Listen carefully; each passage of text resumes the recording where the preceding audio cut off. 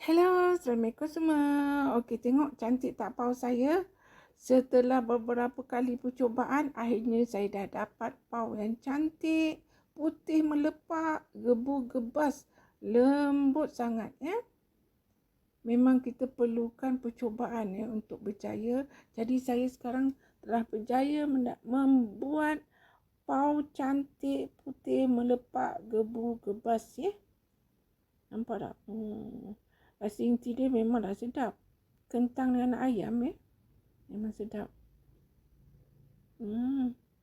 Okey, tunggukan video saya. Saya akan kongsikan bersama anda macam mana nak buat paus cantik, putih melepak, gebu-gebas yang sangat lembut sekali ni ya. InsyaAllah saya akan kongsikan bersama anda nanti ya. Buat dia senang je. Okey, ini pun boleh buat jualan ya. Jika anda dah tahu buat sesuatu benda ni kan boleh buat jualan dan anda akan mendapat banyak duit lah ya. Okey, tunggukan video saya. Jangan lupa follow saya. Ini kita nak kukus. Selepas kukus, ya cantik sangat.